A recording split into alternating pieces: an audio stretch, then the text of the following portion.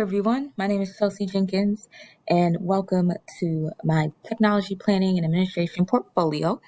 This is a collection of all of my work in this class and what I've learned in this class about educational technology and its administration in schools and in districts and even corporations. My first subject of learning was the TPAC and SAMR frameworks.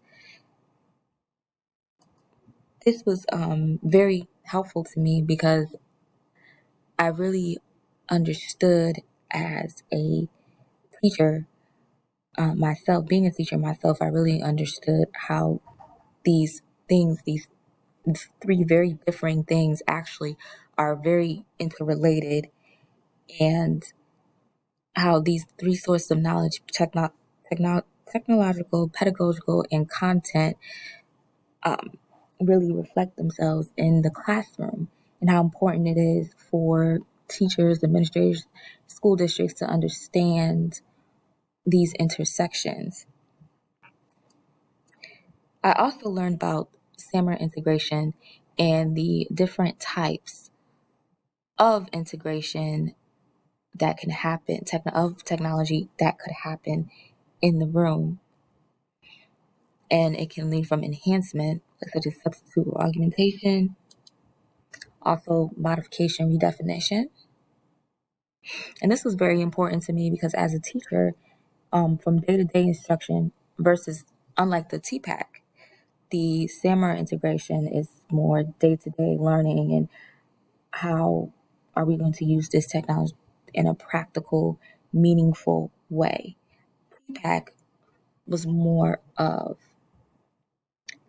for me, a theory, a systematic theory that I can connect each pool of knowledge together and fuse it and let it help me design my year or my unit as a whole.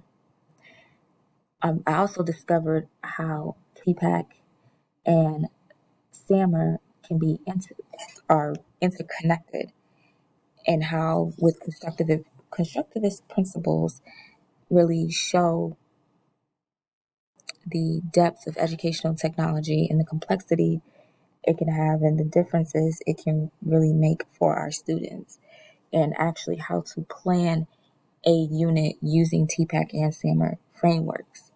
This was incredibly helpful, and I actually started implementing this in my own classroom, in my own summer school classroom, using actually a behavior support specialist, a very severe classroom, to use technology to engage kinesthetic learners, but also help them meet their educational needs and goals. I utilize TPAC in my classroom to extend the learning and help the students be more technologically savvy beyond just the normal communication and gamification. I really want students to see technology as a tool, just like a hammer or a pencil or paper, versus seeing technology as a source of entertainment or commercial entertainment. TPAC will also help me to connect technology in a meaningful way to my students and my colleagues. I want technology in my district to be as central to learning and significant and a symbol of the classroom, just like the old-fashioned chalkboard and chalk, or desks or pencils. I want students, technology is the curriculum. It is a vehicle for the curriculum versus something extra or something not as substantial as it could be. SAMR, of course, as I said, will help me guide my use of technology in my day-to-day instruction with the students. These frameworks are so very, very important, and both of them used in concert will definitely help any organization when introducing technology to its learners, whether it's children in school, colleges, or people in the workforce.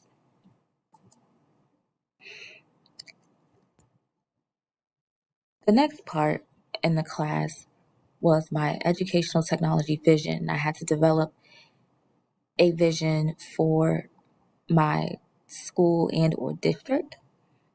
So I chose a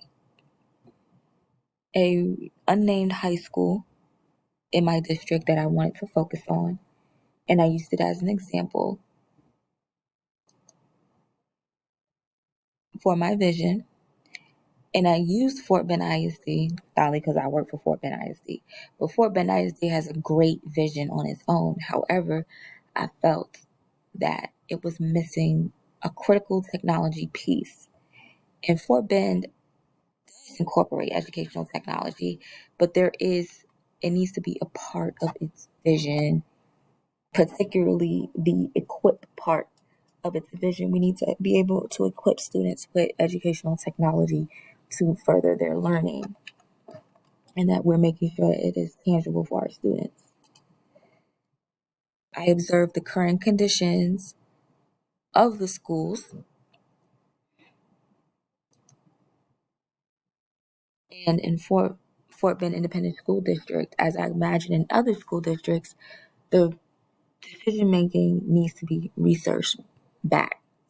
But in educational technology, they oftentimes do not critique, or there's a low level of skepticism.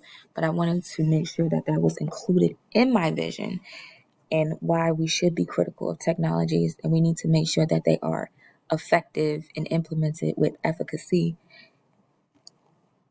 especially when it comes to equipping our students.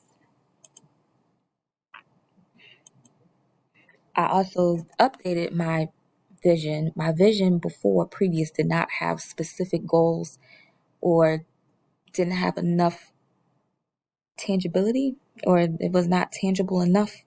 So I included that the organization will be met when all objectives are met in 5 years at a success rate of 70%. Students in 504 SPED will have improved performance in the form of instructional level and performance level, and instructional objectives will be met with more efficiency and efficacy.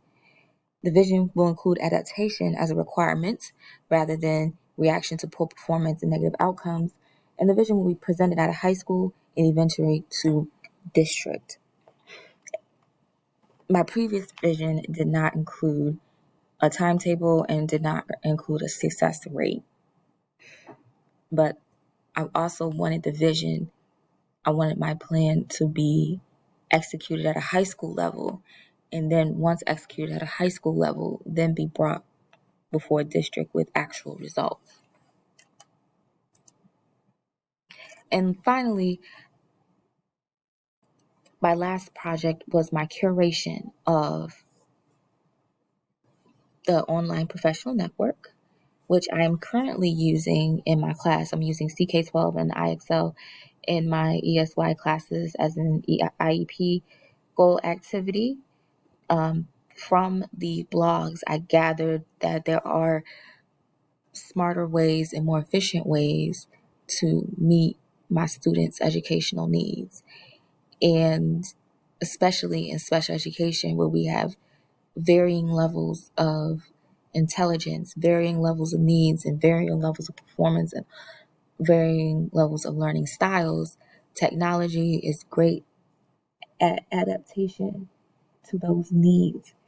So with the knowledge that I've learned from this online professional work network, I was able to plan for technology and plan my curriculum in ESY around technology.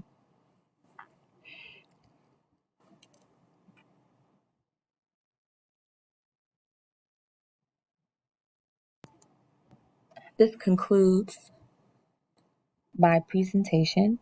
Thank you for listening, and it was great to have you in class.